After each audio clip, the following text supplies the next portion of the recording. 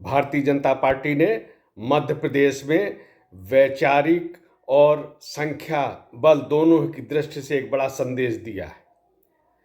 दीनदयाल उपाध्याय जी की जन्म जयंती के अवसर पर कार्यकर्ता महाकुंभ का यहाँ पे आयोजन किया गया भोपाल में। प्रधानमंत्री नरेंद्र मोदी ने इस महाकुंभ को संबोधित किया। संख्या की दृष्टि से ये बहुत ही सफल महाकुंभ माना गया। जैसा इसका नाम है वही चरितार्थ होता दिखाई दिया। और विचार की जहाँ तक बात है तो ये 25 सितंबर का दिन, दीनदयाल उपाध्याय जी की जन्म जयंती का दिन, ये निश्चित रूप से अपने को में एक वैचारिक दृष्टि से भी एक बड़ा संदेश देने वाला है। दीनदयाल उपाध्याय एक महान चिंतक थे, युगदृष्टा थे। उन्होंने उस समय जब दुनिया में शीत युद्ध की स्थिति थी, उस समय की परिस्थितियों पर व्यापक विचार किया, चिंतन किया, मनन किया और इसके आधार पर ही उन्होंने भविष्य के संबंध में जो समस्याएं उत्पन्न होने वाली हैं उनका भी उस समय उन्होंने विवरण दिया है। और इतना ही नहीं तो इन समस्याओं के समाधान का भी वो मार्ग दिखाते हैं। एक बड़ा चिंतन उन्होंने दिया। उस समय दुनिया शीत युद्ध में बटी हुई थी। एक तरफ पूंजीवादी व्यवस्था थी, एक तरफ मार्क्सवादी व्यवस्था थी। और दोनों के विषय में उन्होंने कहा कि ये दोनों व्यवस्थाएं जो हैं अंततः दुनिया के लिए एक बड़ी समस्या बन जाएंगी। बाद में उनकी ये बात सही साबित हुई। आज जो पश्चिमी का उपभोगवादी चिंतन है वो चाहे पर्यावरण की दृष्टि से हो, चाहे परिवार व्यवस्था की दृष्टि से हो, एक ऐसे जंजाल में फंसा हुआ है जहां से निकलने का उनको रास्ता दिखाई नहीं दे रहा है। साम्यवादी व्यवस्था, मार्क्सवादी व्यवस्था को तो उन्हीं लोगों ने अस्वीकार कर दिया जिन्होंने दशकों तक उसको झेला था, उसको समझा था। उन्होंने उसके खिलाफ विद्रोह करके उस व्यवस्था को समाप्त कर दिया है। आज चीन का भी जो कम्युनिस्ट शासन है वह वस्तुतः एक राजनीतिक व्यवस्था बन गया है और मार्क्सवाद आर्थिक रूप से यहाँ पे कोई भी उस पर अमल नहीं है। एक वहाँ भी स्थिति जो है वो निश्चित रूप से एक गंभीर समस्या को जन्म दे रही है। दीनदयाल उपाध्याय जी बताते हैं कि अगर इस समस्याओं का समाधान करना है, यानी समरसता का भाव लाना है और समाज में सौहार्द और समृद्धि अगर लानी है तो केवल समाधान भारत के चिंतन से होगा। यानी सनातन चिंतन में ही विश्व की और मानवता की समस्याओं का समाधान है, दूसरा कोई रास्ता नहीं।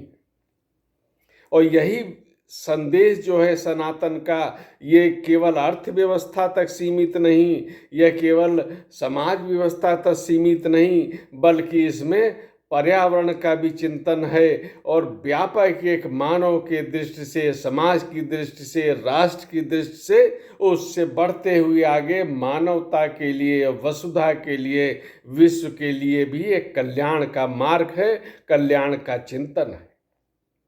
वो एकात्म मानववाद का विचार देते हैं जिसमें ठीक है व्यक्ति भी है और उसका जो आत्म तत्व है, आत्मा भी है, परमात्मा भी है और जीवन का जो लक्ष्य अंतिम है वो मोक्ष है। तो यानी समाज के विषय में सोचना, राष्ट्र के विषय में चिंतन करना, मानवता के विषय में चिंतन करना, यह विचार वो देते हैं। और अगर वर्तमान सरकार की बात करें तो उसने भी इसी जो उन्होंने एकात्म मानववाद का विचार दिया, उन्होंने जो अंत्योदय का विचार दिया, यानी समाज में जो सबसे वंचित वर्ग है उसका उत्थान करने का एक अभियान चलाते रहना, योजनाओं को लागू करते रहना, और यही धीरे धीरे जो अंतिम पायदान का व्यक्ति है ऊपर उठते रहेंगे और तब समाज में एक प्रकार की समानता कायम होगी, यह विचार उन्होंने। और नरेंद्र मोदी ने कहा भी भोपाल में कि ऐसे बहुत से कार्य थे, चाहे गरीबों को आवास देने की बात हो, उनके लिए शौचालय की चिंता करने की बात हो, और चाहे उनको गरीबों को अन्य प्रकार की सुविधाएं देने की बात हो, राशन से लेके अन्य सुविधाएं देने की बात हो, यानी ईज ऑफ लिविंग में सुधार की जो बात है, तो ये अंत्योदय के विचार से ही प्रेरित था।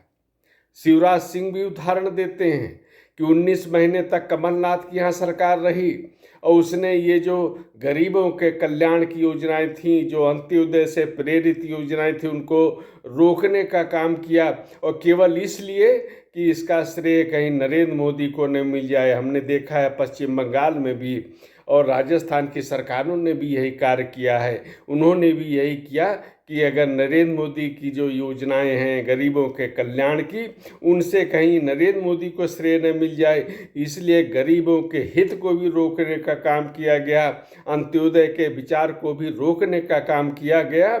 और यही कारण है कि ज्योतिरादित्य सिंधिया ने कांग्रेस को छोड़ के भारतीय जनता पार्टी का दामन थामा था, और आज वो भी मध्य प्रदेश के उत्थान में लगे हुए हैं, वो भी चुनाव में पूरी तरह सक्रिय हैं, और इस सब जो स्थिति का लाभ है वो भारतीय जनता पार्टी को मिलता हुआ दिखाई भी दे रहा है। और केवल 25 सितंबर दीनदयाल उपाध्याय जी की जन्म जयंती का ही उल्लेख नरेंद्र मोदी ने नहीं किया। इस दिन का संदेश केवल यहीं तक सीमित नहीं रखा, बल्कि कुछ दिन बाद जो 2 अक्टूबर आ रहा महात्मा गांधी की जन्म जयंती है, तो नरेंद्र मोदी ने महात्मा गांधी का भी उल्लेख किया, और किस प्रकार से सरकार ने जो खादी का उद्योग है, जो स्वच्छता अभियान है, उसको महात्मा गांधी के विचारों से प्रेरणा लेते हुए किस तरह इसको भी आगे बढ़ाया, इसका भी संदेश उन्होंने दिया। यानी जो भी हमारे राष्ट्र के नायक हैं, उनसे प्रेरणा लेके ये सरकार निरंतर देश के हित में कार्य कर रही है, गरीबों के हित में, देश के स्वाभिमान के हित में, और एक मजबूत भारत के निर्माण का जो सपना है वो धीरे धीरे